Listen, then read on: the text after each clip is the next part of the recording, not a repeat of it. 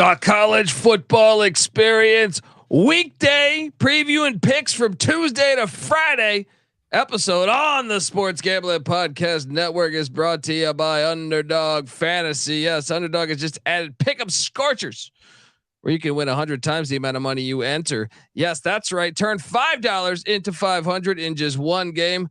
Plus, every Sunday they're giving away $100,000. Yes, use that promo code SGPN and Underdog Fantasy for 100% deposit bonus up to $500. So do that. Also, we're brought to you by Game Time. Last minute tickets, lowest price guaranteed. Look, download the Game Time app, create an account, use that promo code CFBX for $20 off your first purchase. We're also brought to you by Hall of Fame Bets, the sports betting research platform for parlays, player props, and game lines. Download the Hall of Fame Bets app or visit hofbets.com. Use that promo code SGPN to get 50% off your first month and start making smarter bets today, people. And finally, we're giving away $3,000 in our NFL Second Chance Survivor contest presented by Corey Pinkston and Barking Dog Properties. Free to enter. Just go to sportsgamblingpodcast.com/survivor. Once again, that's sportsgamblingpodcast.com/survivor. And remember, as always, folks, to let it ride. This is Jerry Glanville, and you're listening to SGPN. Let it ride, brother.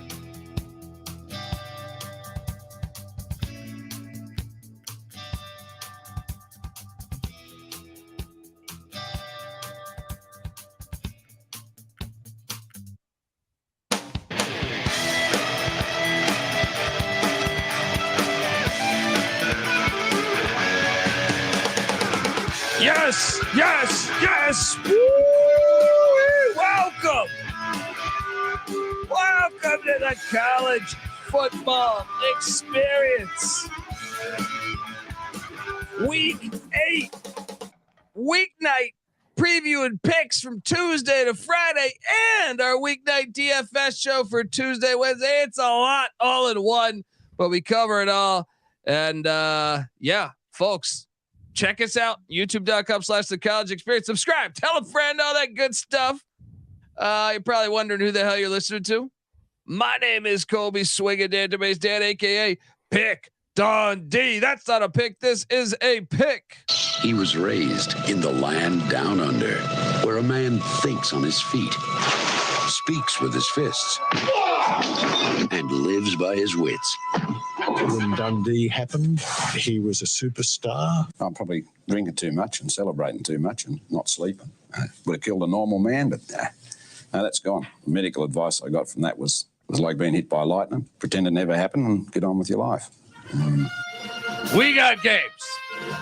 Tuesday, Wednesday, Thursday, Friday. Friday they went a little light on us. Put Dundee in charge. I'll align a much better schedule. All right, but I'm not complaining. We got games each night. I am joined by my co-host. Give it up for. We invite you to come play DFS, folks.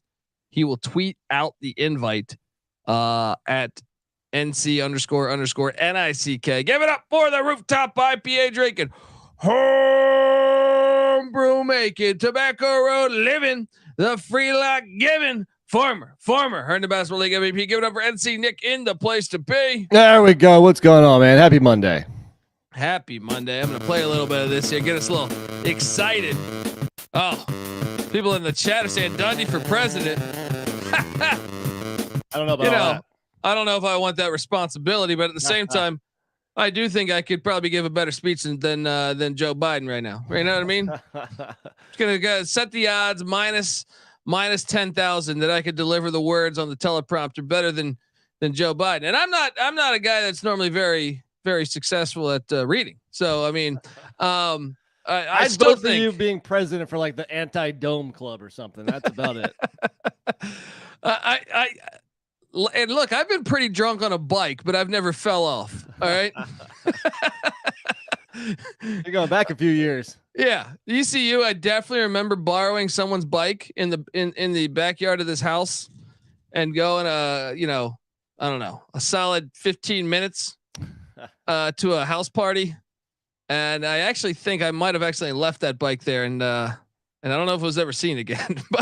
but speaking of bikes, we used to do some stupid stuff as kids. Like we used to do quarterback challenge. No, that's not stupid. That I mean, pretty hilarious, but kind of mean too. You know, so we would take a football. But that's how you get tough later in life. True, and there would be like an innocent kid driving his bike down the road. We would take the football and try to hit him in the head with it. Now, to be fair though, we would yell quarterback contest. Then we would throw the football at him.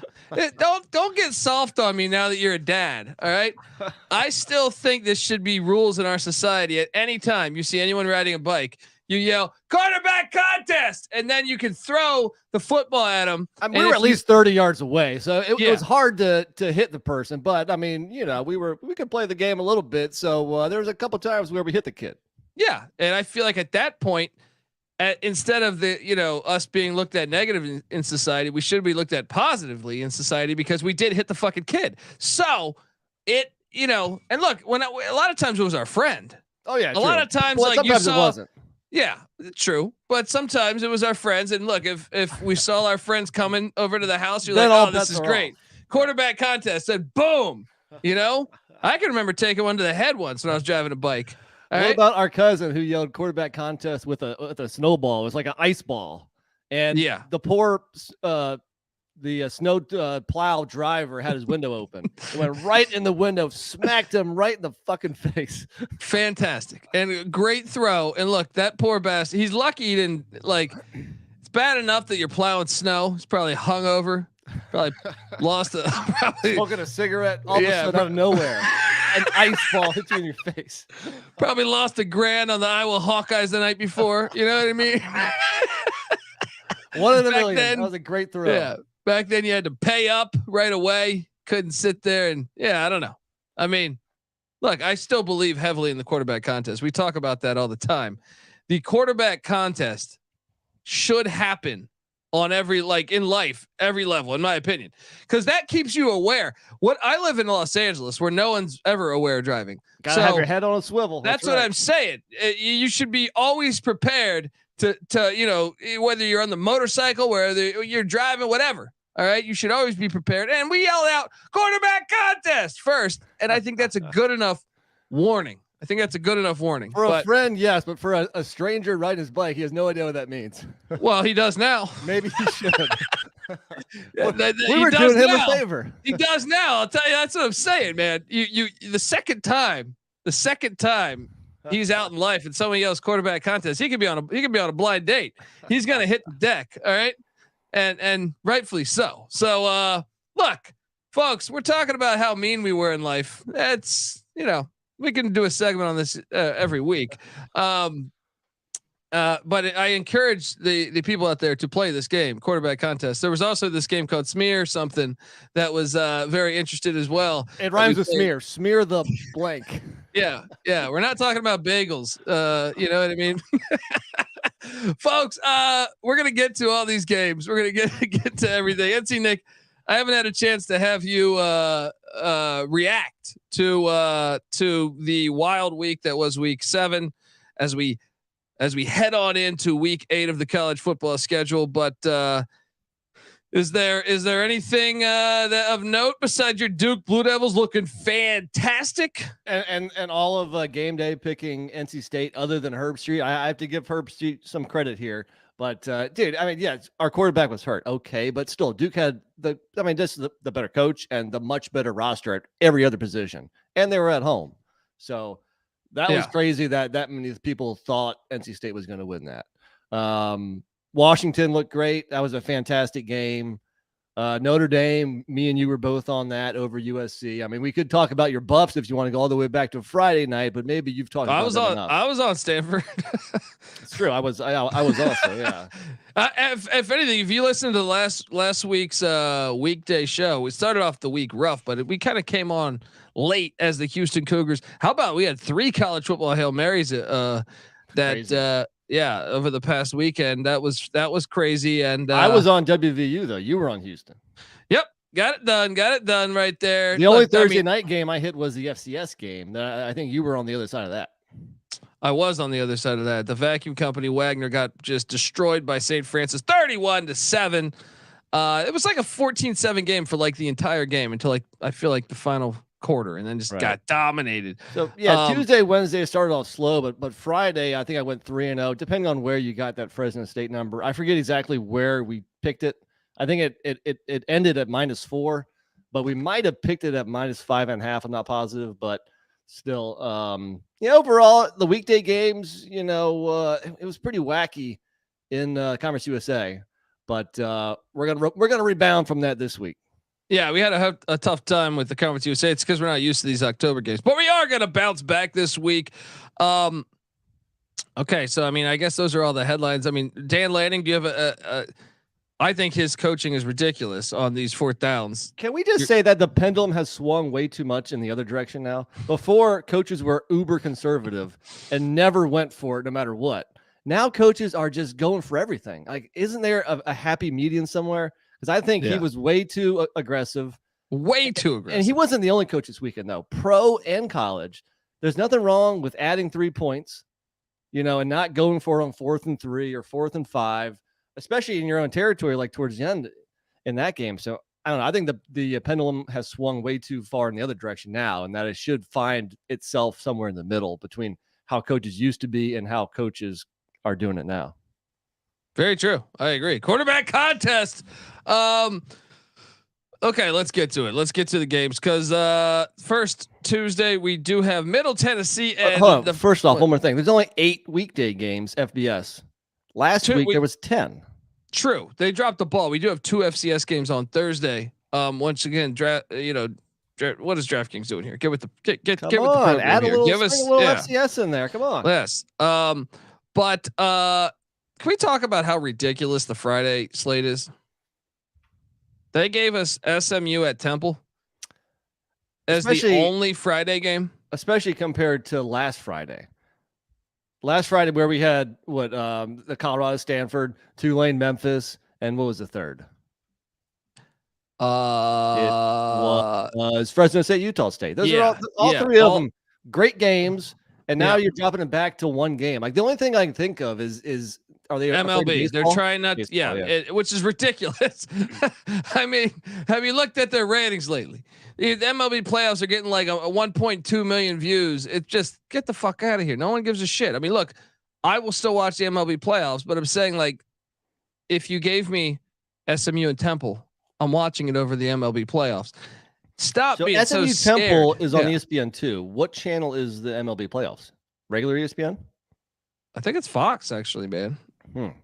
So what the hell is ESPN airing? I gotta know. Maybe the fucking Scrabble. Either one, which one is the other not airing? Why not go head to head, steal some of your rivals' viewers? Yeah, play a big time college football game. Yeah, I mean, it makes no sense. It makes no fucking sense because college football destroys baseball ratings at any time. It doesn't matter what it is. It could be a CUSA, a Maction game will do what the fucking Major League Baseball playoffs are doing right now. I mean, look at this: Boston College, Georgia Tech. You tell me that doesn't scream weekdays? Oh no, nobody's watching that on Saturday for sure. Yeah. Oh, we can go 1 by 1 on this. Memphis UAB. Why not just keep Friday night? Exactly. And Memphis still gets a week off because they were playing last Friday.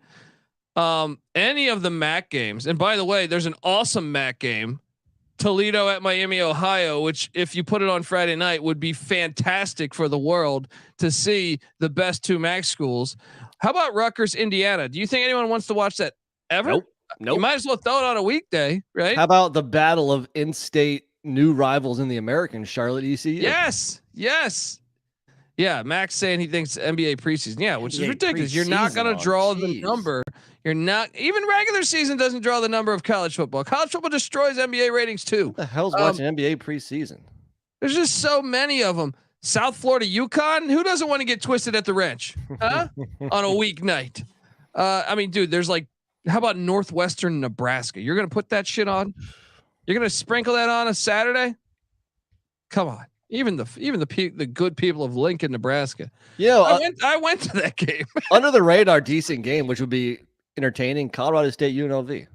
Yeah, there's a lot, man. They really dropping the ball here. Agreed. Like UTSA, Florida Atlantic's could have implications. App State, Old Dominion. They're dropping the ball all over the place here. All right, let's turn this around and look forward to the games because we do have a triple header on Tuesday. Well, they're all at the same time, but yeah, there's 3 games. Well, first, let me tell you that the college football experience is brought to you by SGPN Second Chance Survivor. How many people want a second chance in life? All right. And I'm not talking about one of those Steve Howe Major League Baseball last chances. Look, folks, we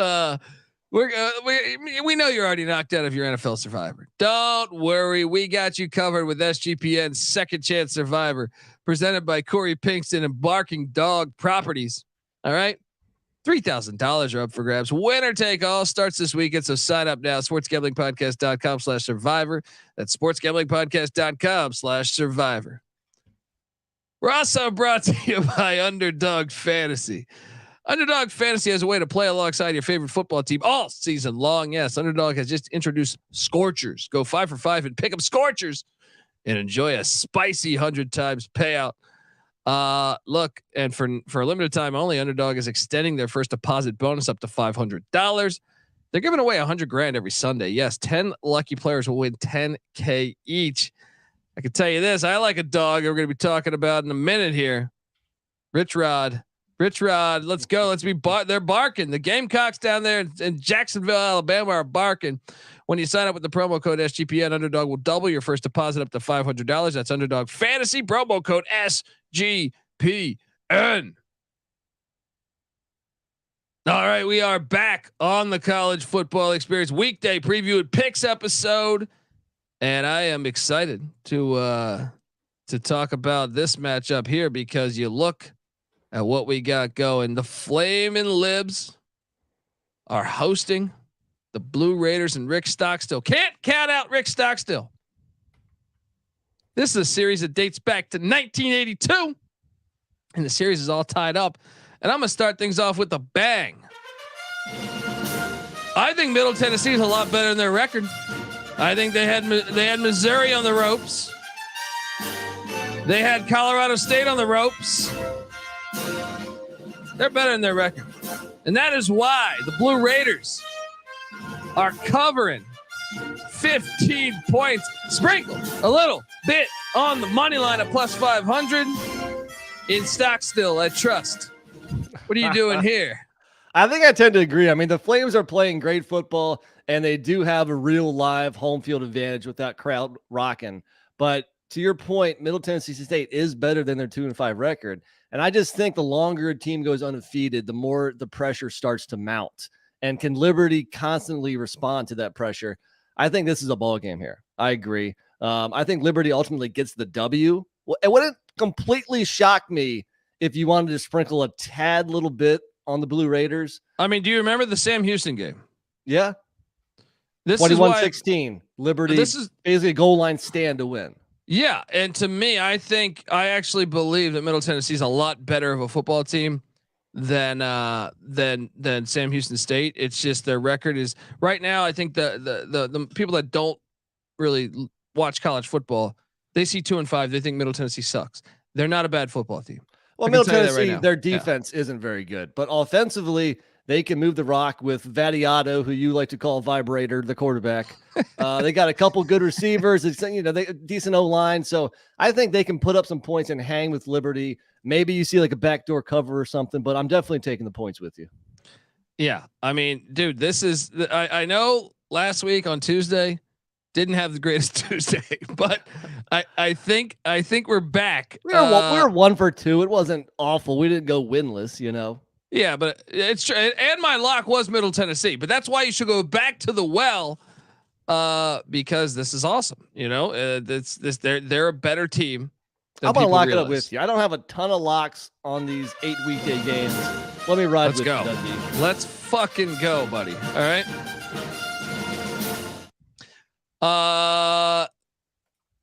Next up. Man, these games, Tuesday's fire, man. Western Kentucky at Jacksonville State is a fire game. I know you could look at the Jacksonville State score last week and say they got their ass whooped. That was a closer game than the final score indicates, in my opinion. This is 2 versus 3 in the conference. This is huge, especially Liberty was to drop that game. then whoever wins this game is going to be tied at least in the loss column with Liberty. So I know the Tops have been good. This is a series that dates back to 1993, and the Tops are 4-1 all time against Jacksonville State. But I trust Rich Rod to stay in this game. Look, they were in that game last, and they used the third fucking quarterback. It is hard. It is hard to project who's going to be under center for the Gamecocks. Shout out to Go Mike though in the chat. He goes, "I love this channel because y'all make the small schools fun to watch. They are fun to watch, man. We love small schools. Yeah, we small love town college football, baby. Dude, I watched the Ithaca Bombers play on TV over the weekend. All right, shout out to the Ithaca Bombers. All right, we love Northeast football isn't dead. Yeah, I imagine that's Ithaca, New York. Yes, and that's the best fucking name. The Bombers? Come on, man. That's like CFL, the Blue Bombers. Come on. I'm surprised they haven't switched names yet. Cause I mean, the Bombers. Yeah. Well, the fact I'm saying it on the show, I probably just give it a week. Dude, I think you got to take the points here. I know the Tops are good. Like they've been the class, one of the class of this, CUSA over the years. But and we should have hit with Western Kentucky last week. They were up 35-7 and we're laying 7. I went to bed thinking I had that in the bag, and I bet it at -6.5. That was 2 weeks ago. So yeah, I still hit my at bet. 7. Oh yeah, it was 2 weeks ago, right? Either way, it was disgusting. Now though, they head to Jacksonville, Alabama. I'm taking the 7 points in Jacksonville State. I actually think you should sprinkle the money line here too at +220. I think it's a game. Originally, I was thinking that this might be a good spot for home dog too, but we don't know who's going to play quarterback because I'm pretty sure Zion Webb, who suffered the concussion early in the game versus Liberty, I think he's out, and I think Logan Smothers, who hurt his ankle later in the game, I think he might be out too. So you're putting money on a third string Ashton Fry. Hang on. Questionable. I'm seeing Zion Webb is questionable. I'm seeing Logan Smothers is questionable, and their star running back Malik Jackson is doubtful. Not to mention their other running back Ron Wiggins is out for like 7 or 8 weeks or something. So you could be on a third string quarterback and a third string running back. Meanwhile, Western Kentucky coming off the bye. Yeah, I mean they won their last 2 versus La Tech and Middle Tennessee State, but I'd argue that they didn't even play that good in either of those games. So I think they used that bye to sharpen things up. And them and Liberty are still the best 2 teams in this conference. I'm actually going to take the Hilltoppers and lay the touchdown, especially with the injury problems in Jacksonville State. If they're 100%, I'm riding with you. But I can't go with potentially a third string quarterback. So give me Western Kentucky. I think one of those quarterbacks will play. Questionable doesn't mean they're not playing. All right. You probably want to wait until a couple hours before kickoff to place a bet if you're thinking of it. But I think they might not play. Nah, one of them's gonna play. All right. God damn it. All right, you're on nationally you don't get a lot of opportunities to go on national TV. I don't care if you're talking Oprah. I don't care if you're talking whatever. You don't get a lot of chances to go on national TV. So what are you doing? All right, get out there. Get out there. Jacksonville State needs one more win to hit their over for the season too. I know. It was either at a flat 5 or 5.5. I forget which one. So you might already be pushing, but dude, I don't think you have to sweat it. I mean, they're going to win. If you look, I mean, they're 5-1, and they have La Tech, FIU. No, they're 5-2 now. 5-2 now. Are they 5? They are 5-2. Yeah, sorry. Yeah. So you got out at South Carolina. That's probably their only guaranteed loss. I mean, they're going to get at least one more, if not a couple more. Yeah. Yeah. Okay. All right. Let's jump over to the final game. I thought this game. So coming into the season, I was super excited. I thought this would have major implications on the Sun Belt West. I was wrong about Southern Miss. They suck ass. But I was right about South Alabama being good. Southern Miss heading into Mobile, Alabama to take on the Jaguars as the series only dates back to 2020. But get this, South Alabama's 3-0 all time against Southern Miss, including a 7-point win a season ago on November 19th. At Hancock. This one's at Hancock Whitney. South Alabama is like the best 3-3 team in the country. Maybe. I don't know. They're weird. They beat the shit out of Mike Gundy in Oklahoma State and Stillwater, but they've lost to JMU, Tulane. Who was the third loss again? It's Central Michigan, the game after Oklahoma State, which look, I think losing to Tulane and JMU, I mean, that's not at the end of the world. Those are 2 really good teams. Those might be the best 2 G5 teams in the country. Sprinkle, maybe throw in Air Force, and maybe there's a couple more. Yeah. But in the Central Michigan game, I think that loss is explainable because they just beat Oklahoma State 33-7 in Stillwater, and maybe they're riding a little too high. They overlooked the MAC school coming down to their home field, and that's why they lost that game. So but I think Southern Miss has yet to beat a FBS. They got the Clemson transfer coming in and Billy Wiles, and it just hasn't worked out. Not the way year 3 was supposed to be for Will Hall, that's for sure. Dude, even Frank Gore Jr. has been struggling, just 3.8 yards a rush. Meanwhile, the backup Clark has been the guy running wild for the Golden Eagles there.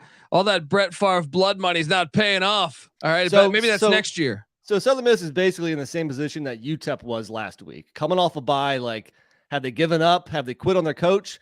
Or does a bye rejuvenate them, and they come out playing well? UTEP came out playing well, surprisingly, because we were fading UTEP last week. The question is, what do you do with Southern Miss this week? Taking the points. I'm dying hard with this Brett Favre blood money. All right, it's got South Alabama's probably going to beat them, but 18 is a big number, man. It was a 7-point game a year ago. I'm gonna lay the points, man.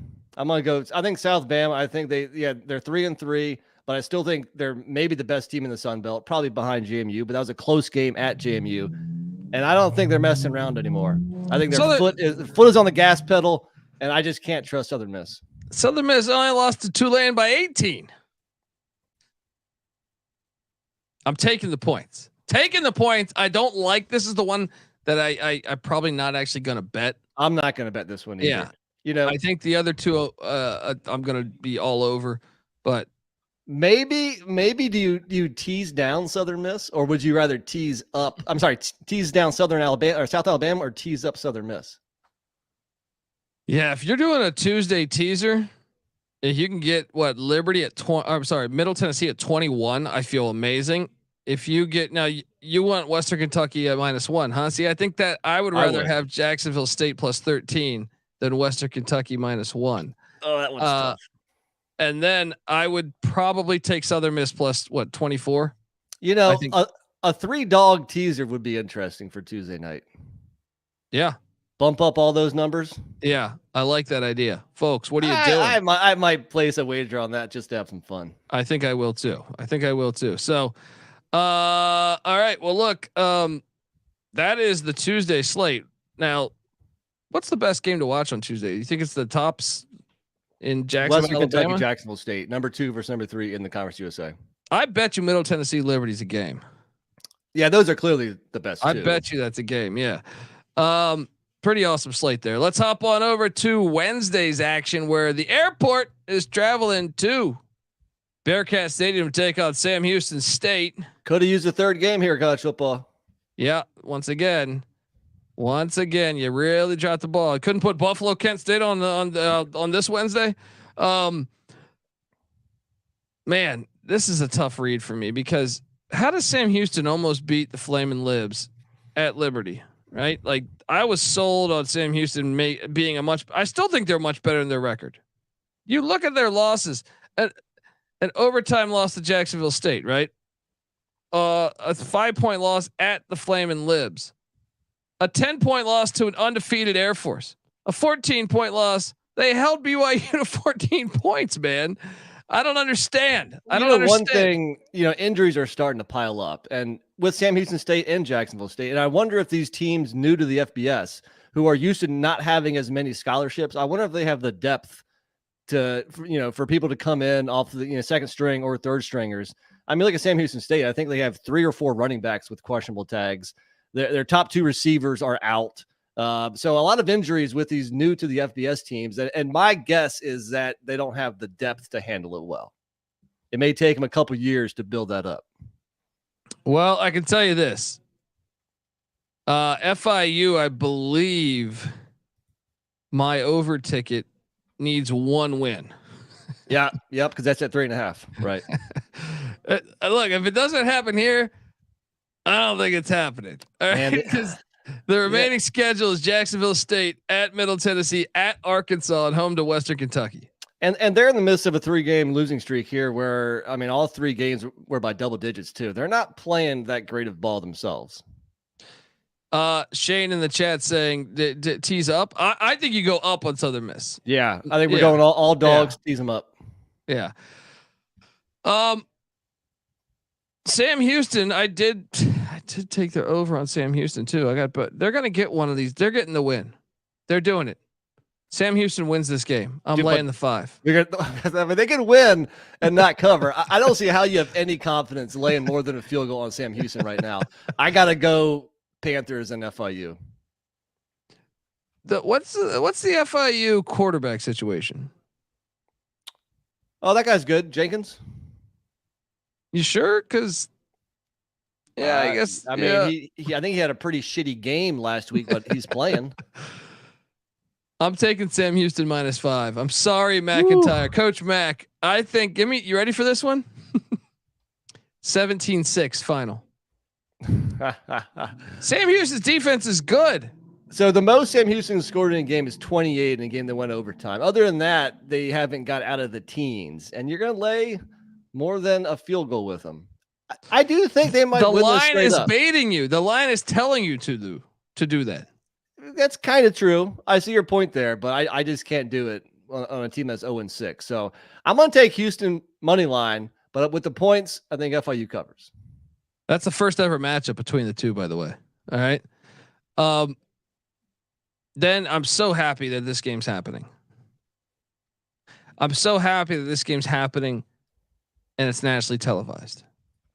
Once again, this is a rivalry, much like the 100 Miles of Hate, that I love the CUSA leaning into. New Mexico State is traveling to UTEP in El Paso, Texas. The Battle of the I-10, folks. These locations are very close to each other, right? I've actually done stand up in both, right? And like randomly, we were doing stand up in El Paso, and we got a call. It's like, you want to make a couple $100 and we did like a fucking Thai restaurant in Las Cruces.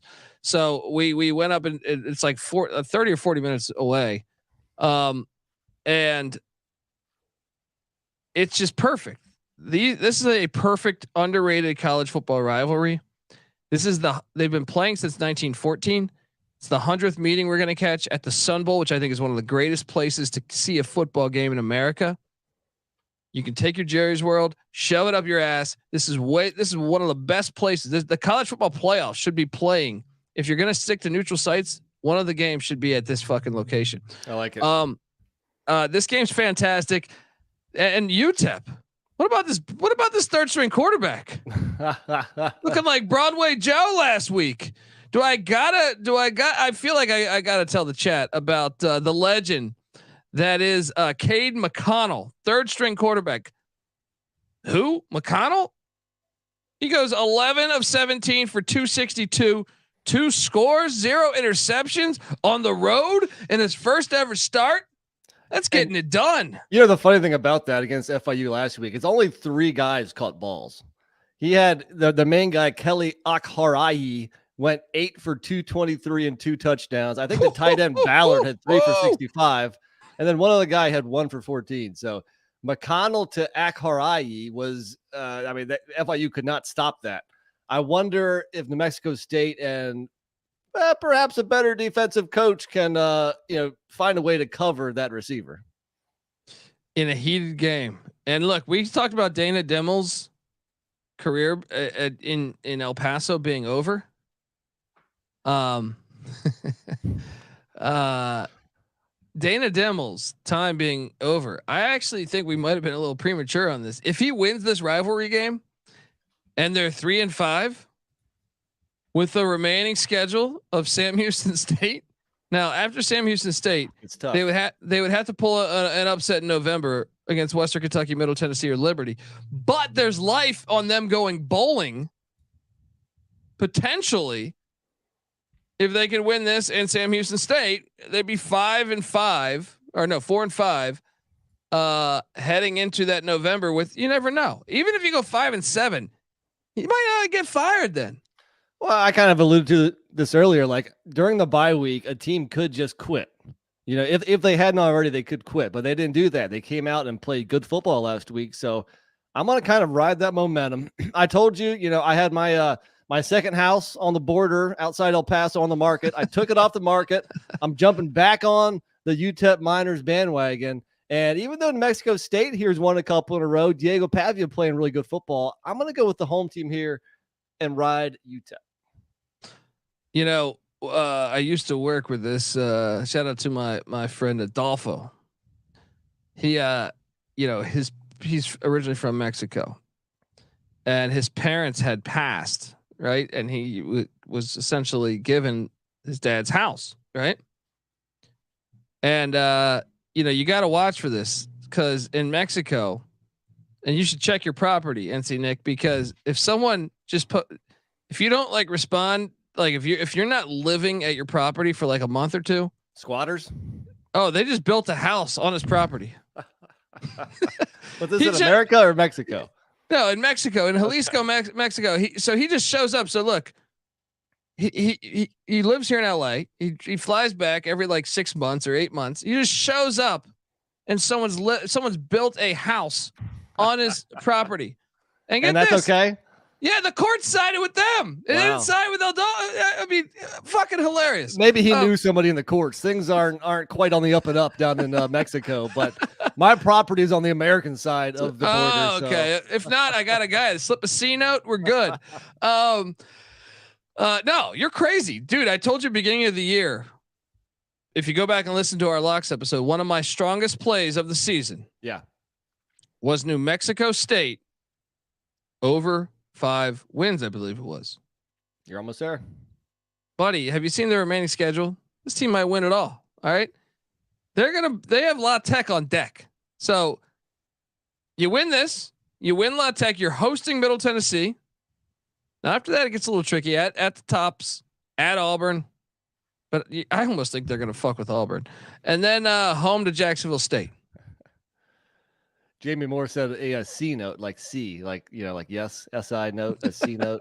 That's pretty good. I like that. I like that too. I'm all over my Aggies. All right. With the best mascot in sports. All right. With that cowboy with his guns blazing. Fantastic. Like there's 3 home dogs. There's one Tuesday night, one Wednesday, and we'll get to the one Thursday. I got to get a home dog in these weekday games. And this is the one I thought that was most likely to hit. I understand the logic because you got the Battle of I-10, big time rivalry game. But at the same time, Jerry Kill, he's not gonna lose. Hey, rivalry game. You see him wearing he wears that poncho and everything. Like he's all New Mexico. He's New Mexico'd out. All right. I don't feel great about this one. Yeah. I don't feel great. This is probably this and the Southern Miss South Alabama, the ones I feel the most iffiest about. But I got to have a home dog on my card. So UTEP it is. That's the best game of the day, by the way.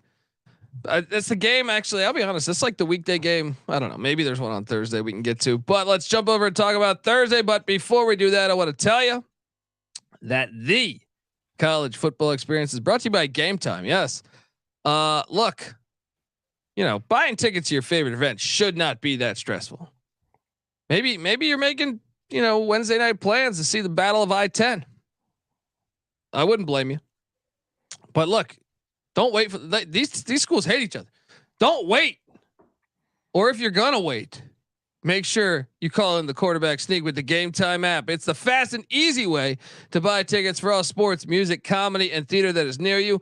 With killer deals on last minute tickets and their best price guarantee, you can stop stressing over the tickets and start getting hyped for the fun you'll be having at that very event. All right. And forget planning months in advance. Game Time has deals on tickets right up to the day and the minute of the event, folks. So download the Game Time app, create an account, use that promo code CFBX for $20 off your first purchase. Once again, snag the tickets without the stress with Game Time. Terms apply. Create that account. Redeeming code is CFBX for $20 off. Download the Game Time app. Last minute tickets, lowest price guaranteed. We're also brought to you by Hall of Fame Bets. Win bigger by betting smarter this NFL season with the Hall of Fame Bets, the sports betting analytics platform for parlays, player props, and game lines.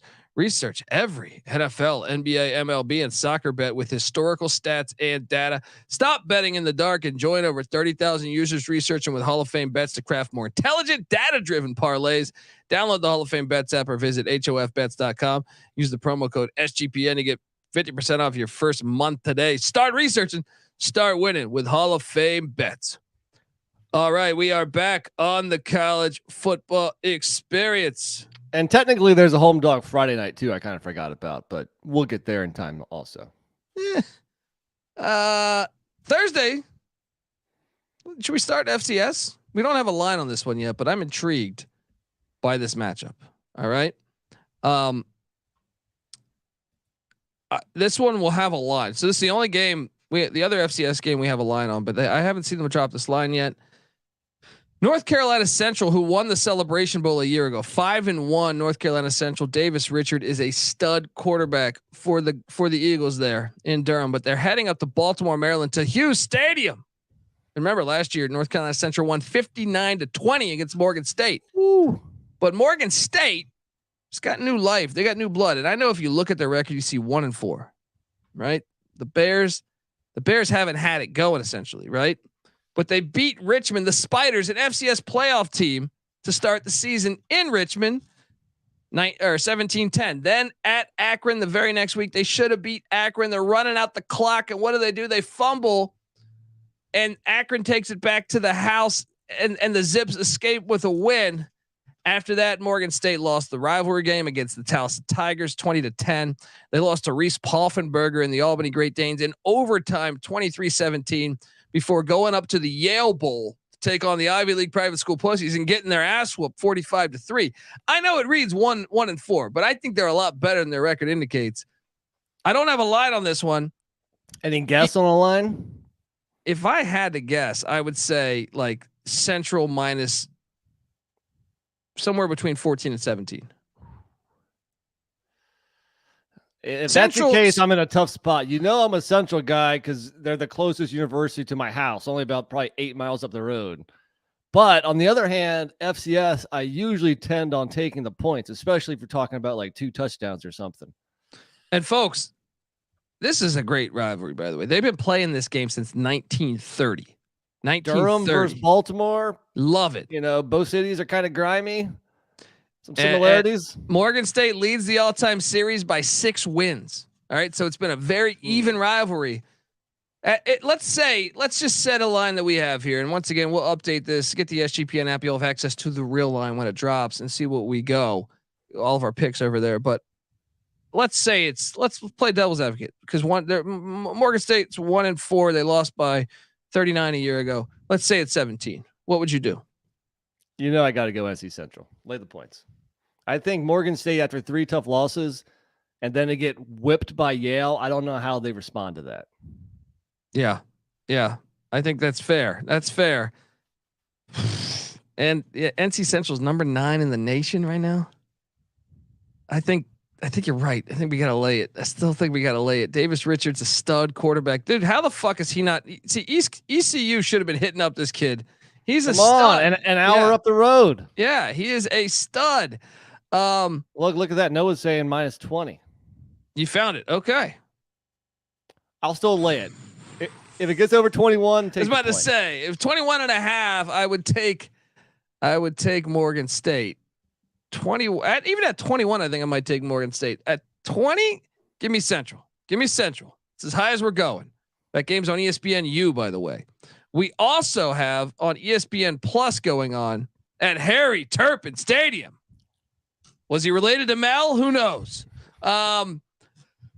This one, sometimes they give you a nice. See, I'll take this. I don't know what's happening versus 0-5. So, Southeast Louisiana has made the playoffs, I think, back-to-back years. All right, they've been a good school. They've been a really good school, but it's just I don't know what's happening this year. They were in some games too. If you look at the schedule, they gave South Alabama a game for a little bit there. Even at Eastern Washington was a game, but now they're heading to Northwestern State and on a Thursday night. This is a series that dates back to 1935, guys and girls. All right. Because I know a lot of gals care about this game. All right. But this is a big time rivalry, but at the same time, Northwestern State, I don't know if you folks know this. I believe I believe, what day was this? They had a player pass away in a shooting last week, so they had their game canceled. Yes, their safety Caldwell was killed. Ronnie Caldwell, rest in peace. Condolences to his family and friends. But he was shot and killed. So they canceled their game, right? So this is going to be the first time they step out. It's going to be quite emotional for the Demons as they host a game and honor him. Are you saying tragic magic? It is a tragic magic situation, I believe, especially considering Sela is laying 10. Last year they played, and with Sela being a playoff team, they won 23-7. So they won by 15. But that was that was at Sela. I'm taking the points in Northwestern State. I think Sela's clearly the better team. They've had a lot of close losses where meanwhile, Northwestern State has been mostly getting blown out, but look, I'm not going to fade tragic magic. Give me the home dog. Yeah, let's go. Northwestern State. Ride it, folks. All right. Now we jump over to, I think the best game of the weekday slate. I love the battle of I-10, but I think this is the best game of the entire weekday slate. James Madison is heading to Huntington, West Virginia, where the series dates back to 1987. NC Nick, what if I told you James Madison's never beaten Marshall? Wow. You're getting a little nervous, huh? Not really. I mean, dude, JMU's crushing it. I'm doing a quick weather check for Thursday. Wow. Okay. 57. Yeah. 57 that kick. I mean, Marshall's lost 2 in a row, and I thought coming after that tough loss to NC State, I thought they were going to really bounce back from that and just out physical, out muscle Georgia State. And they'd lost 41-24. They lost pretty bad. Granted, it was the second of back-to-back road trips, but playing at Georgia State's not that tough. It's not like they have a raucous crowd or anything. So I was really disappointed with Marshall last week. I wonder how they respond. Meanwhile, I keep on picking against JMU. They keep on proving me wrong. It's hard to not ride the Dukes here.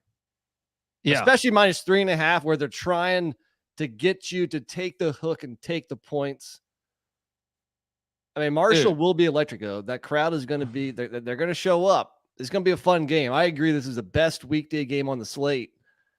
I'm having a hard time not taking JMU, though. We have to take JMU. They look like, dude, I know you had the Virginia game where they battled back to win, but you got to remember that was a big, emotional game for Virginia. That was the first home game. If you exclude that, they beat the piss out of Bucknell. They beat Troy, and kind of the way they beat Troy, in my opinion, I know it says 16-14, but they kind of dominated that game. Troy got a late touchdown to dress that up, right?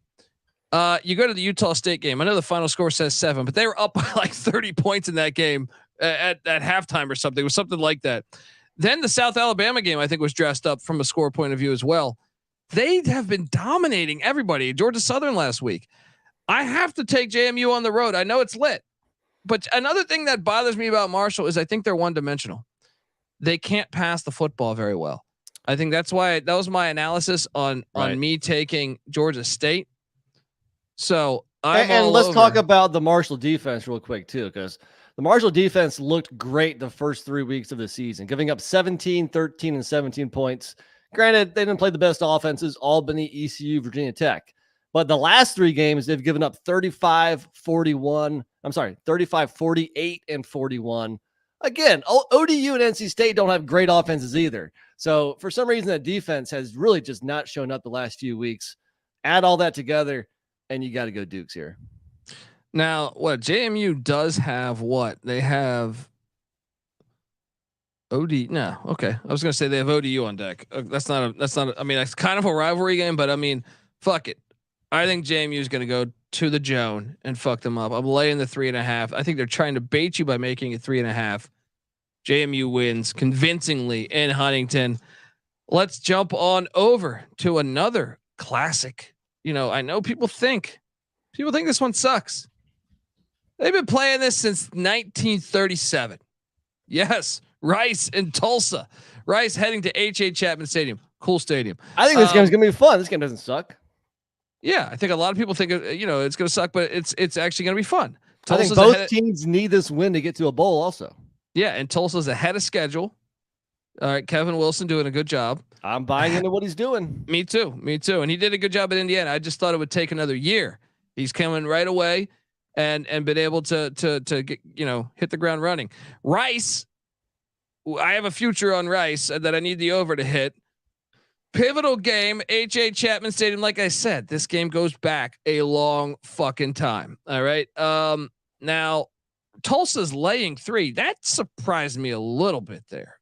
Tulsa laying 3. And one thing I think we should note is that Tulsa is now healthy. Remember, they had some quarterback injuries earlier, but I think everyone's good to go at H.A. Chapman. Will it still be Cardell Williams starting? I'm making that assumption. I think so. I think he's basically won the job, even though he only originally played because was it Braxton got hurt week 1? Yeah. Against Arkansas Pine Bluff. Yeah. I mean, this game is very entertaining. I think Rice should be the 3-point favorite though. Wrong team favored. I'm betting both of these, by the way. I'm betting the JMU game. I forgot to play the music on the JMU one. I'm betting the Rice Owls. I'm so curious to see what old NC Nick's doing there. I will ride with you and put a couple bucks down on JMU, but I disagree here. I'm going to go Tulsa. Actually, if you look at Cardell Williams, a true freshman, his road and home splits have been pretty drastic. I mean, you expect ups and downs for a true freshman quarterback, but on the road, he's really struggled. He's actually played pretty damn good at home. And I think Tulsa at home coming back after that close loss to FAU, I think they take care of business at home. And this game's a shootout, but I think I have Tulsa winning. Wow. Yes, wow. Ryan Hasty. I'm over 57 on this. I think both teams are probably in the 30s. See, Tulsa is better than what I thought. They've been making me eat shit a little bit this year. All right, let's jump over to Friday. And of course, I'm going to bet this just because it's the only game on Friday. This is your other home dog. If you want to say Temple's at home, which it's not on campus. And this is a series that dates back to 1942, believe it or not. Who would have thought? Philadelphia and Dallas. Interesting. Yes, they met for the first time on October 16th, 1942, and it was a 6-6 tie, though. 6-6 tie. They met again in 1946 in Philly. Yeah, 42 was in Dallas. They said, let's play it back. You bastards, that tie bullshit. They play it back in 46 and they tie again. They tie again. And September 27, 1946. Finally, in 2013, after that, it was renewed, and SMU dropped a nice 59 on the Temple Owls and got their first win of the series. But were they paying players back then? SMU, I think, has always been paying players. I mean, as far as I can tell, I don't think Temple's ever paid players. Yeah, I don't. Maybe they should. Yeah, maybe they should. They need that Bill Cosby money, man. Now he's out of jail.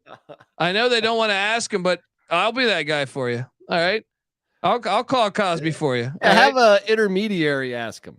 That's what I'm saying. Say, Bill, look, I know things went off the tracks a little bit. All right, but you're rich as shit. And Temple's your alma mater. Wouldn't you like in your final years to see them win some more football games? Give them some money, folks. You've done so much harm in your life. How about you start doing a little good? There we go, folks. That's a well said. Well said.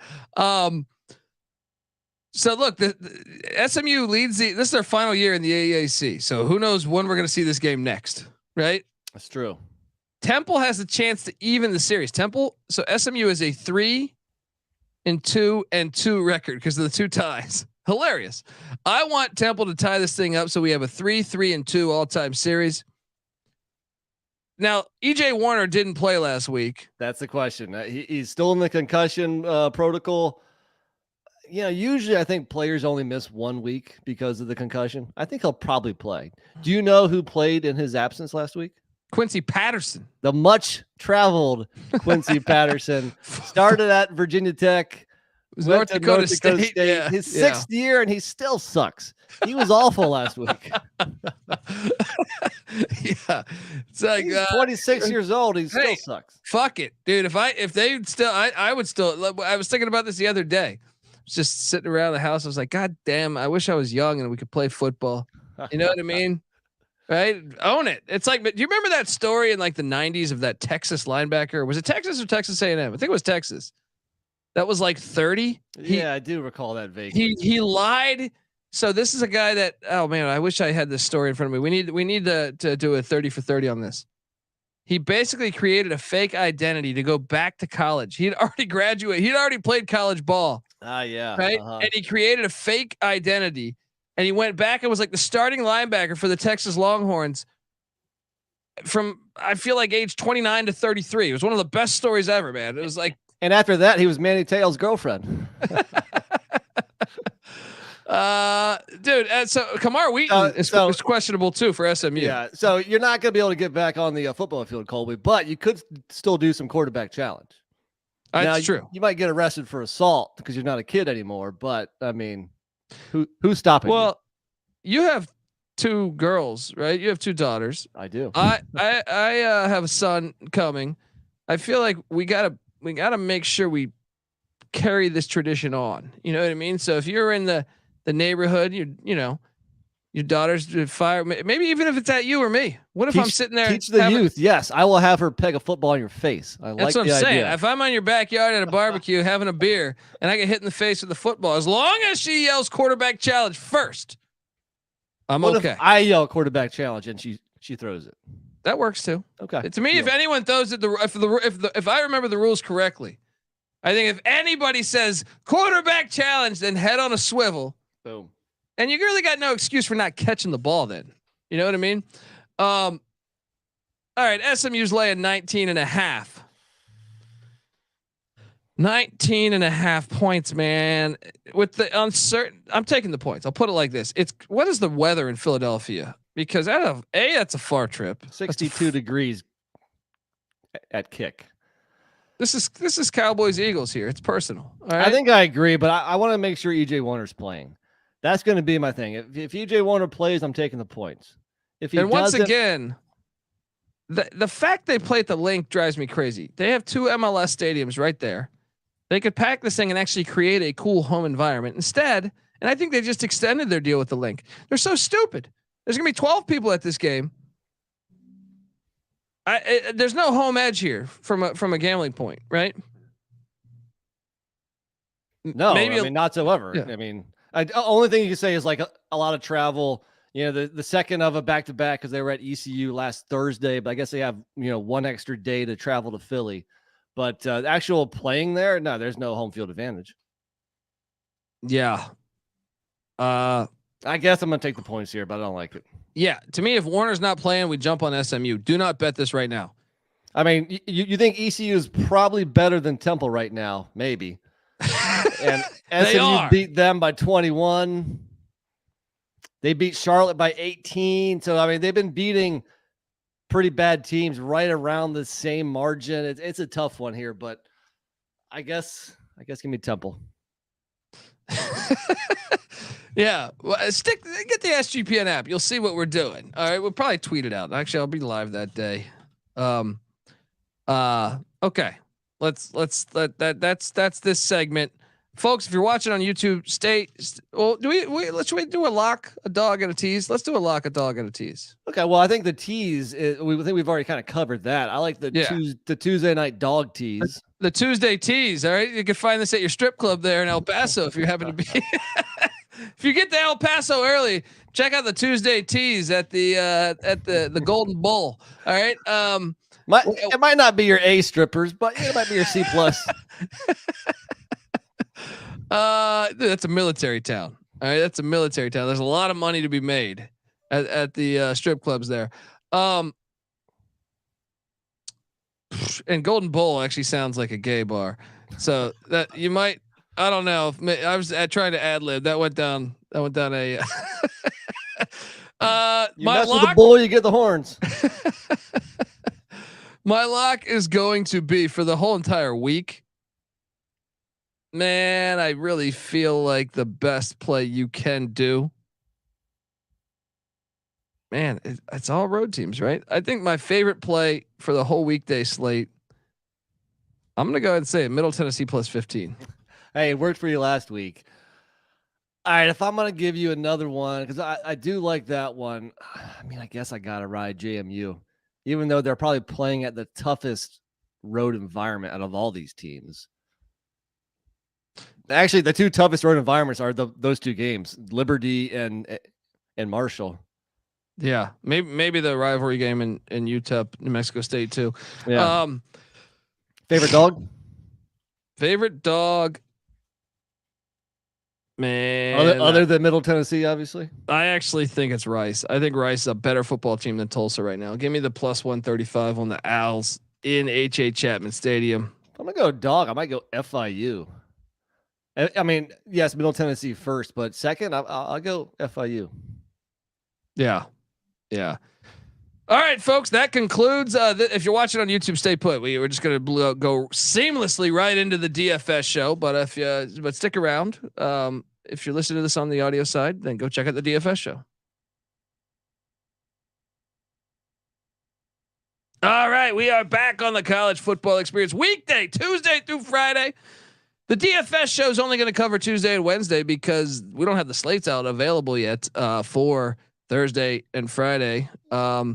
But we do have Tuesday and Wednesday covered, and we will have you covered later in the week for Thursday, Friday, Saturday. So stick around, and we invite you to come play DFS with us. NC Nick will tweet this out at NC__NICK. Also, I'll tweet it out from at TCE on SGPN. So we invite you to come play. A lot of fun here. But the DFS slate, as we know, 3 games. They don't have the FCS games, unfortunately. There's 2 FCS games on Thursday. We have 3 games on Tuesday, 2 on Wednesday, 2 on Thursday, and just 1 on Friday. College football letting us down on the Friday there. NC Nick, let's just jump into the action here on Tuesday. Yeah, hold on. One quick thing about our side bets from the last DFS show we did, Friday? Over the weekend, we had 3 side bets. You won 2 of them, I believe. You won Bowman versus Emory Jones, the battle of the quarterbacks in the main I slate. couldn't believe you went with Emory Jones, buddy. That was a mistake. I think the rest of my lineup was fire too, other than Emory Jones. I thought with his legs, it provided a decent floor and maybe he'd get a rushing touchdown. Didn't happen. But I crushed you on the quarterback challenge in the night slate because Van Dyne has had a nice game and you went Byron Morton. Did he get hurt? Baron Morton. Yeah. Baron Morton, whatever his name is. Byron, Brian, Bryant, whatever his name is. He gets hurt every time he's ever played. And I then, should have added that in my handicap. And then you had Chris Tyree, who actually had a decent game, caught a touchdown.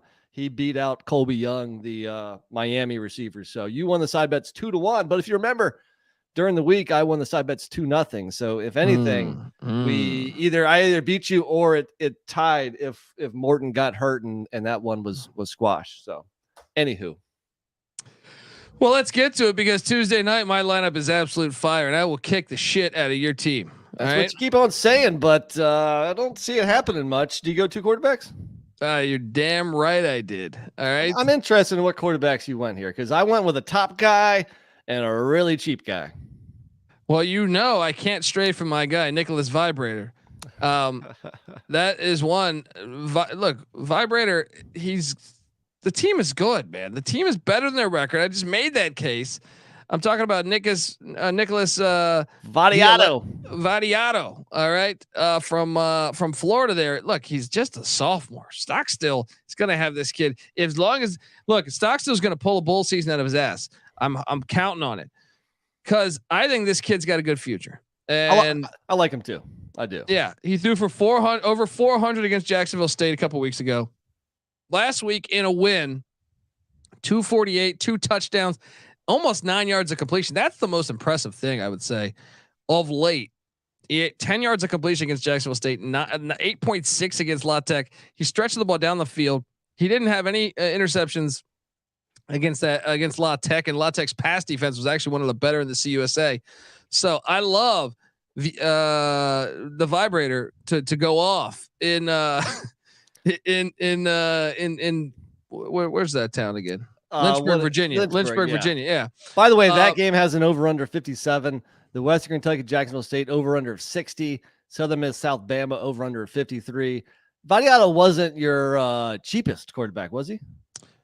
He was my cheapest. I'm sorry. Right. He was my cheapest. Yeah. All right. Well, we'll give out your second, and we'll just do that. So, who was your most expensive? Who'd you? I'm going to the other side of that. The Flamin' Libs. The Flamin' Libs are a very good football team, and they have Caden Salter, who's a stud. Well, play the music there because I want Salter also. Let's go. This guy's awesome. He's a very fun player to watch, in my opinion. Like dual threat. Jamie Chava loses Big Bird and Grayson McCall, and he just instantly goes in, and Caden Salter's that guy. And once again, he needs a nickname. He's only a sophomore, man. Watch out. They're going to need to pay up because some other schools might be giving him a ring. Liberty's got money. They got pockets. Yeah. Give him some of that FOO money. All right, let's go. I mean, actually, he kind of had a shitty.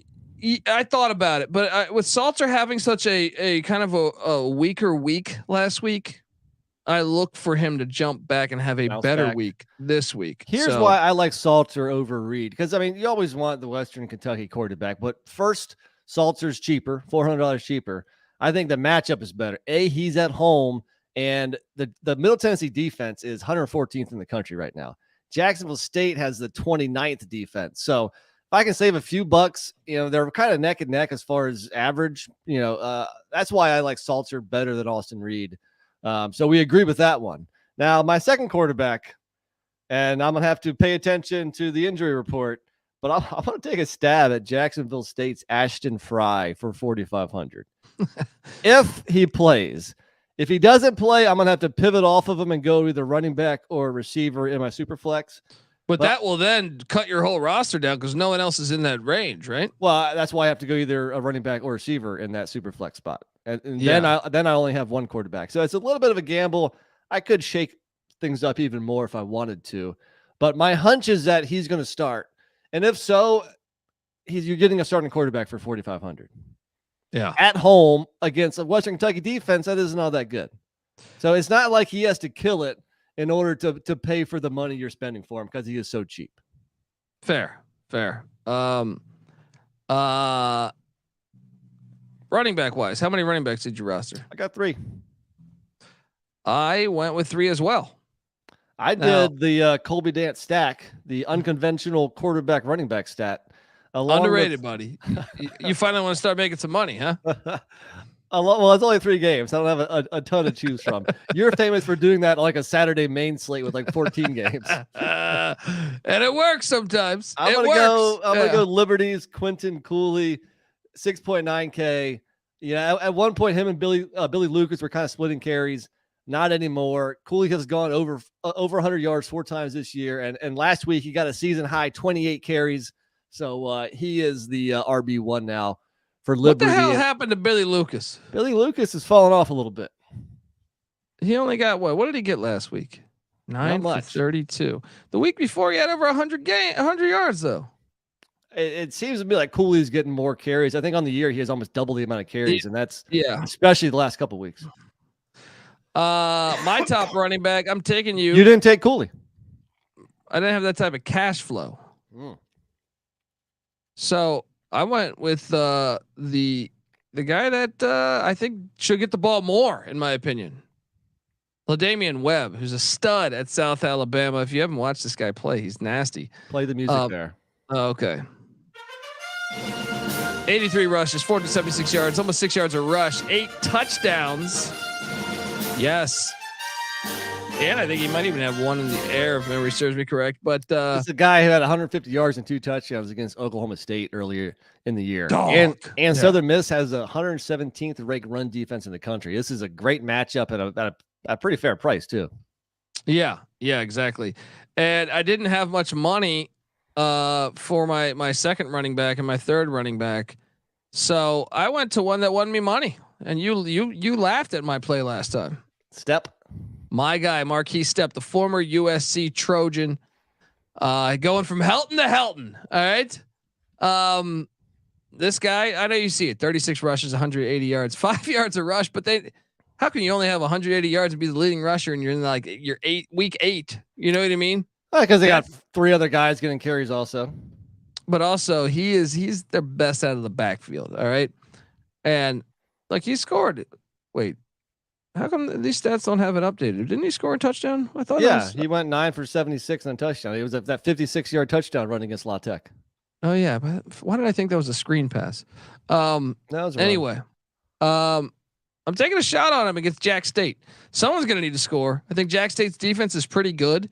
They could bottle you up some as far as the passing attack.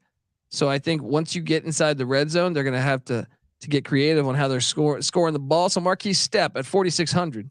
He's the most talented back they have. I don't know why they don't feature him. I mean, I think Irvin Poindexter did he come from Nebraska, if I'm not mistaken?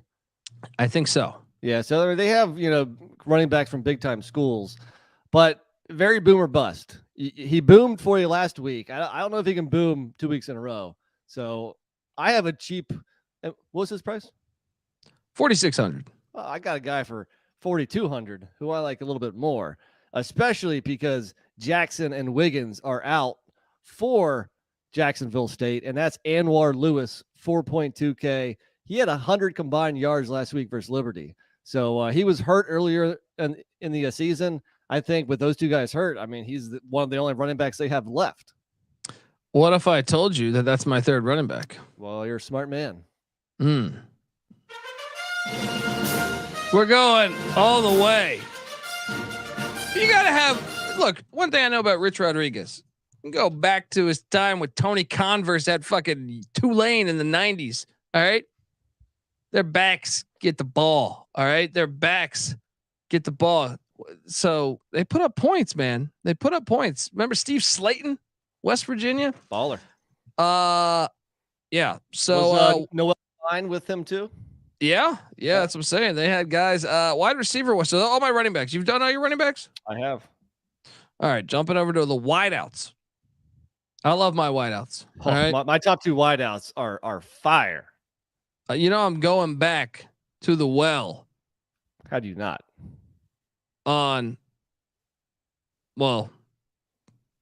First off, is it? I almost want to say it's Eric. It's Elijah Metcalf, correct? Yes.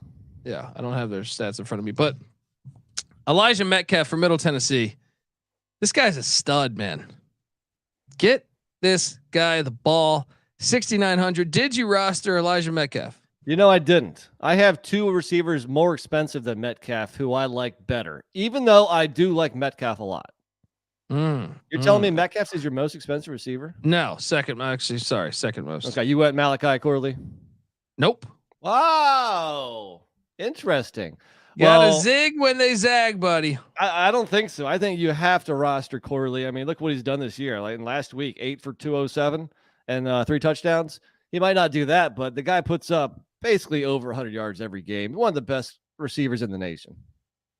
So you went the guy for South Alabama. Oh, there you Colin go. Lacey, huh? He's a fucking stud, man. Have you seen I this went kid Lacey play? also. Well, yeah. Oh, yeah, okay. Man. Yeah, right now. Colin Lacey, 6 touchdowns on the season. What were you going to say? Right now, Colin Lacey is number 4 in the nation in receiving yards, only behind Malik Neighbors, Luther Burden, and Rome Odunze. So pretty good company he's keeping as far as receiving yards in the whole freaking nation. Yeah. And I'm curious who you had. So my two top receivers are Corley and Lacey. You went Lacey and Metcalf. Yes. But you saved like $900. Yes. I like mine better, but yours aren't bad either because Metcalf is a baller. Okay. So who did you roster then at your third wide receiver spot? Didn't have a whole lot of money, $4,600. And maybe the guy I feel less great about because he's a Southern Miss receiver and that passing attack hasn't been good probably since Brett Favre. but Jacarius Caston does lead the team in receiving yardage. He's nasty, but they just good. suck. Yeah, exactly. So, but hey, look, I mean, they're 17.5 point dogs or 18, depending on where you look. They should be down. They should have to pass. I don't know. Do you have somebody better in that range? Because how much was he? He's 4,600, and I have $200 extra dollars on the table. What if I told you I played this guy last week, and you're gonna laugh? You're gonna laugh. I'm already laughing. You know who it is? No. You know, did you watch the Middle Tennessee game last week? Did you see our boy DJ England Chisholm have a touchdown get called back?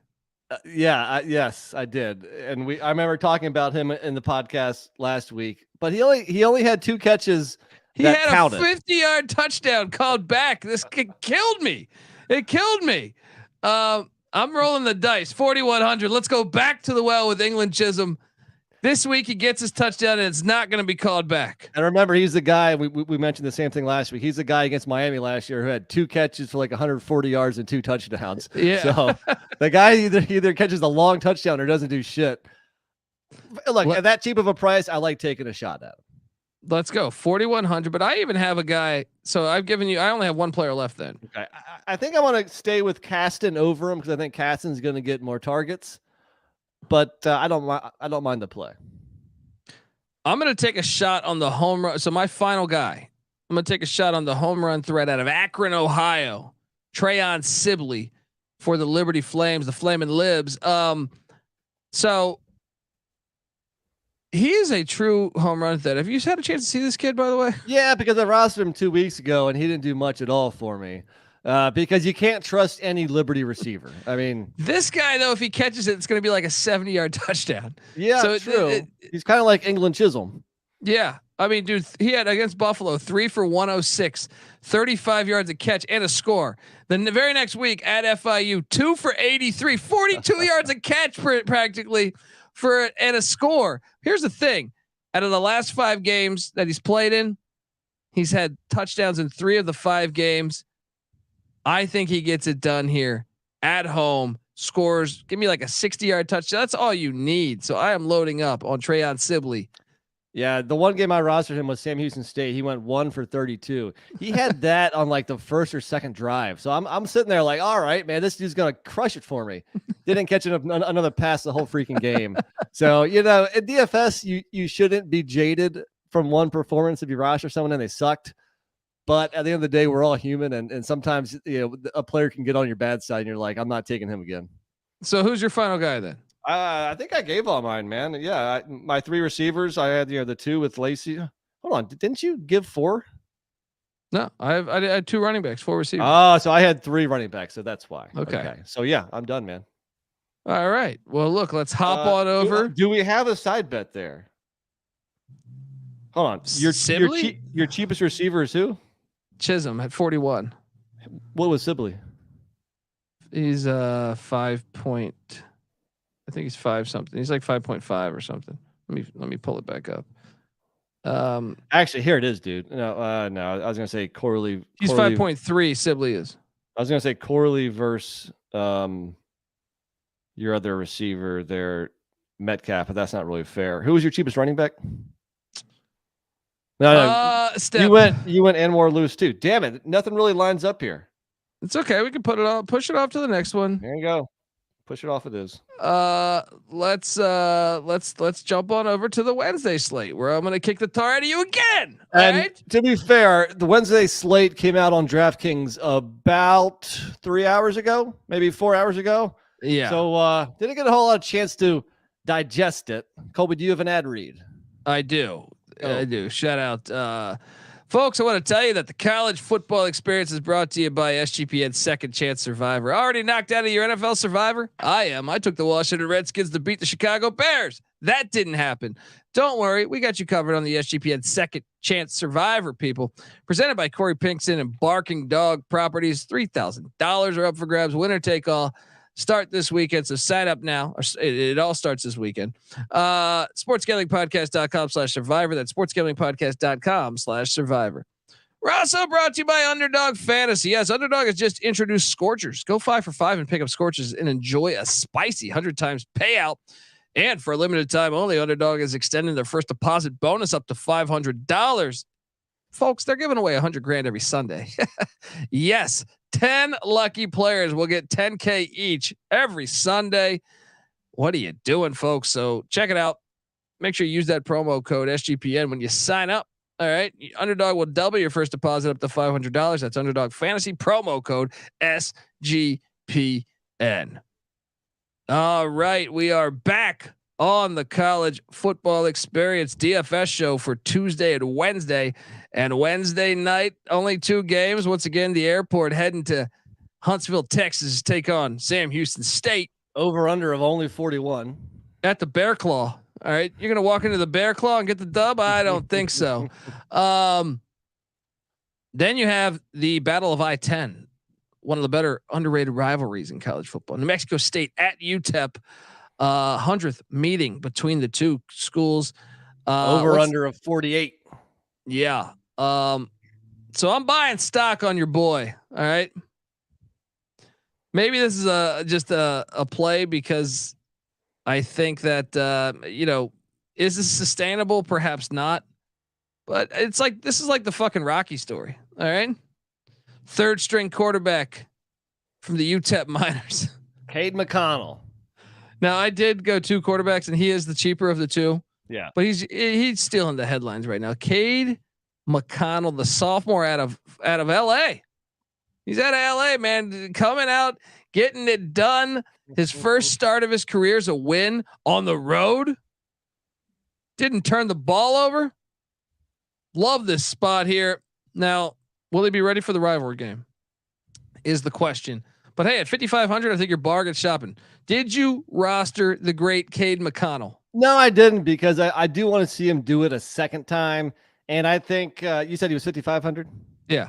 For only 6,600, you can go Keegan Shoemaker for. Well, Sam he's Houston. my other quarterback. So you went cheap. So you didn't go Diego Pavia.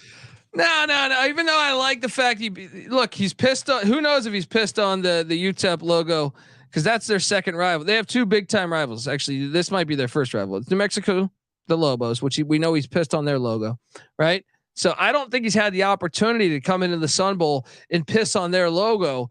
But I'm trying to get confirmation on that. I went with the Shoemaker.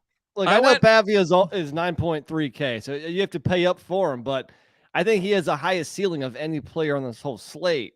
And I mean, he put up 39.9 fantasy points last week, a lot because he can do a ton with his legs. Yeah. And there's no other quarterback on the slate who provides that, unless you want to go Jenkins at FIU.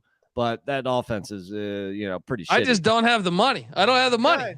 All right. So well, I think you have to make the money for Diego Pavia on the slate. No. I think, look, one thing I know about Shoemaker. All right. He's got a win coming. All right. This is a long time coming. Shoemaker was my second guy, so you can play the music there. Let's go. Yes, we are referring to, what is it? Keegan? Yeah. Keegan Shoemaker, Sam Houston State Bearcats. Nobody goes into the Bear Claw and gets a dub. I only went 2 running backs. I went 3. Okay. I went 3, buddy. Well, you started off then. Well, I am taking, who was my top? I'm taking you to, I roster this guy way too much for a guy that kind of underperforms. Is it Lawrence? Is it Shamani Lawrence? But he is on my team. I'm talking about Star Thomas. Star Thomas. I don't even know why. Why do I load up on this guy? Probably because he has a cool name, Star Thomas. I mean, I just feel like every week I roster him, and then I look and I go, he did. So I don't know, subpar. Actually, I'm going to change this. This is why we do the show. Once again, this lineup just came out, folks. So, no more Star Thomas. Why do they give him so much love in DFS? Yeah, he's always like one of the top, most expensive running backs. And to your point, I mean, what has he done this year? He has 60 carries for 279 and 4 touchdowns. Watkins is way better, dude. Yeah, Watkins is averaging like 13 yards a rush. True. I guess Star Thomas gets the ball at the goal line though. Yeah, I mean he has the most carries out of anybody not named Diego Pavia, the quarterback for New Mexico State. So the volume, I guess that's what you're looking at. No, I'm going with Monte Watkins. That dude's nasty, and he's a lot cheaper. So I didn't go either because my running back for New Mexico State is the quarterback in Pavia. You know what though? Sorry, Cade McConnell. You just got benched for Pavia. Oh no, I still don't have the money. Cade McConnell's back. He's back on the team. Love you, Cade. I'm sorry. I have $3,400 just sitting out there in the universe. Damn. I only had 800 excess. So who's your top running back? Who are you taking? Star Thomas out? I am. So now my top running back, I'm taking you to the El Paso side of things. And I'm going with Burgess. What's his first name again? Torrance Burgess for Play the UTEP. music. Yeah. This guy's a stud. I mean, my only problem with him is that Deion the Tank Hankins, he's like Star Thomas. He gets most of the goal line touches. Dude, I thought about loading up on both. I thought about going with both the Tank Hankins and Burgess. It's not a crazy play. I would, yeah. I mean, both are kind of productive. The running back stack. I would do that in a better matchup though, maybe, because I don't know about them. I mean, New Mexico State's decent defensively. I don't know. Yeah, I didn't do that. I just went Burgess. Yeah, and it sounds like we both also share for 5,700. Show Mari Lawrence. You're damn right. I roster this guy every week. All right, this guy's a stud. He got more touches last week, as he should. He's a beast. He's an absolute beast. You watch this guy, it's like he's the one guy that pops off screen for the airport. 12 for 65. I like it. Yeah. Now this is where it gets really, really interesting at the wide receiver spot because wait, you still have a running back then? Right? No, I went 4. Okay. So you're rostering the other New Mexico State running back, right? Watkins, yes. Okay. Yes. Well, I'll lead the way with receivers, and we've talked about him for the last couple of weeks. Noah Smith for Sam Houston State has just been catching a shit ton of balls. What if I told you last 3 weeks, 10, 13, and 8? This guy, Wes Welker 2.0, just getting a ton of targets, ton of. His price has climbed up a little bit to kind of where it should be at 6.4K, but it's still not that expensive. So I think you have to roster him again. I do too. Hang on. Before you get to number 2, I want to tell you that the Sports Gambling Podcast DFS show on the College Football Experience is brought to you by the Game Time app. Yeah, buying tickets to your favorite events shouldn't be that stressful. Game Time is the fast and easy way to buy tickets for all sports, music, comedy, and theater that is near you. With killer deals on last-minute tickets and their best price guarantee, you can stop stressing over the tickets and start getting hyped for the fun that you'll be having at that very event. All right, so right now, snag the tickets without the stress with Game Time. Download the Game Time app, create an account, use that promo code CFBX for $20 off your first purchase. Once again, terms apply. Create that account, redeeming code CFBX for $20 off. Download the Game Time app today. Last minute tickets, lowest price guaranteed. We're also brought to you by Hall of Fame Bets. Win bigger by betting smarter this NFL season with Hall of Fame Bets, the sports betting analytics platform for parlays, player props, and game lines. Research every NFL, NBA, MLB, and soccer bet with historical stats and data. Stop betting in the dark and join over 30,000 users researching with Hall of Fame Bets to craft more intelligent, data-driven parlays. Download the Hall of Fame Bets app or visit hofbets.com and use the promo code SGPN to get 50% off your first month today. Start researching, start winning with Hall of Fame Bets. All right, we are back. I think you had just given out your top wideout, correct? And we both had him. We both had him. See, go ahead. Oh, I was going to say he is he's not my most expensive. Oh, okay. Well, I'd be shocked if you didn't stack this next guy with your quarterback, Mitch McConnell. Joking, K McConnell, but that's UTEP's receiver Kelly Akharayi. Yes, 6.2K. You gotta have him. The Sun Bowl, Battle of I-10. You better believe there's gonna be some fireworks. In the pick show, I mentioned he went 8 for 223 and 2 touchdowns last week. Come on. Look, and I got a feeling, even though I think Diego pissing Pavia is going to walk away with the Silver Spade Trophy, and AKA the Mayor's Cup. I think there'll still be some points in this, a little more points than they traditionally score because of the rivalry factor. So I love this play. But you still have an even more expensive receiver? I'm going back to the airport. There's a guy. My top price wideout. 35 catches. The second receiver on the team has 15. Chris Mitchell's good. Yeah, Chris Mitchell out of Jacksonville, Florida. Look, this guy, 7 catches. Now, the only game that they were able to bottom up a little bit was the UConn game, but that he still scored a touchdown that game. Last week, 4 catches, 86 yards. The New Mexico State game, 8 for 91. The Flamin' Lib game, 4 for 89. So I loaded up on Chris Mitchell from the solid, airport consistent production. I rostered him last week. Didn't quite have the money this week though. Well, that's my team. I just gave away my whole team. I still got 2 guys. I have a double stack with Shoemaker, and here's another Sam Houston State Bearcat receiver, kind of coming out of nowhere. 5.1K, Malik Phillips. He caught 10 for 118 last week, and it wasn't just 1 week, because the week before that, 5 for 94. Hasn't caught a touchdown all year. Say the words, Colby. What do I say every week? Positive touchdown regression candidate. I thought you were going to say Showboat Brothers. That's only with Patty C. You're my real brother. Patty's my Showboat brother. I think Showboat Buddies, isn't it? It's not Showboat whatever. Brothers. Yeah, whatever. Yeah. You know what I mean. So yeah, Malik Phillips is my double stack, and then my last guy, I do want one FIU receiver, and this guy won me a side bet versus you last week. Eric Rivers, the former Memphis DB, at an even 4K.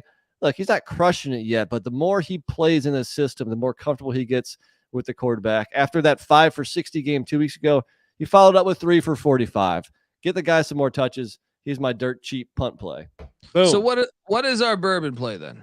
All right, we need something here. That's for damn sure. Is it Mitch McConnell against I don't know. Against Shoemaker?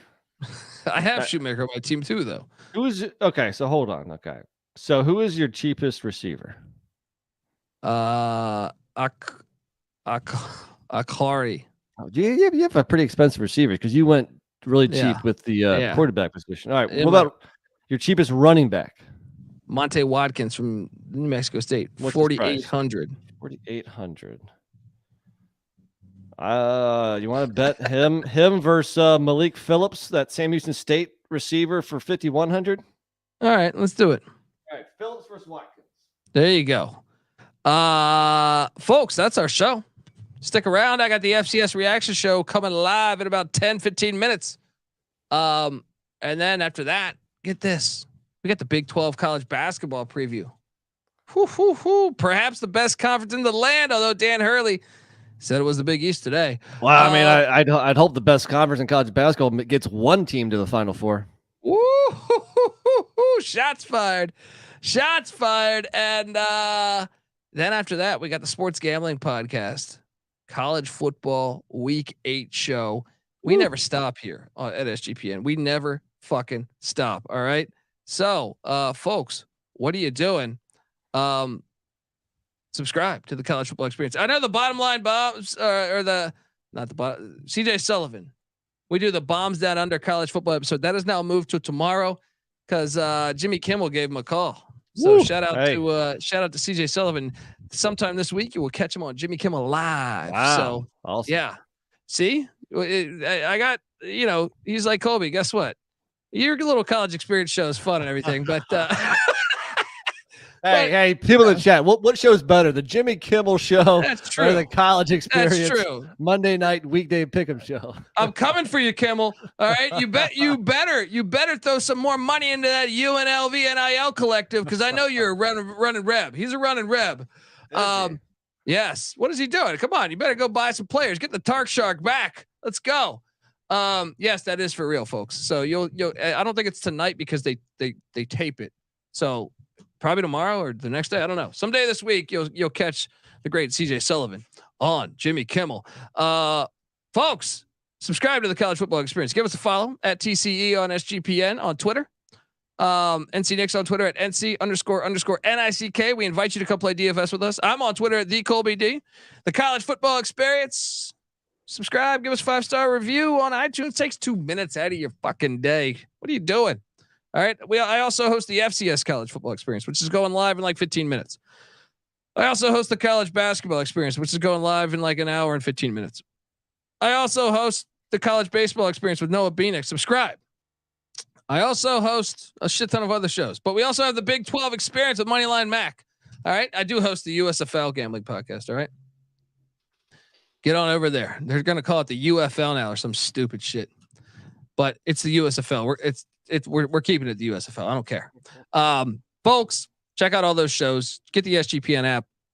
It's free to download in the App Store and Google Play Store. And also check out the Sports Gambling Podcast on VSiN every Friday night. Yeah.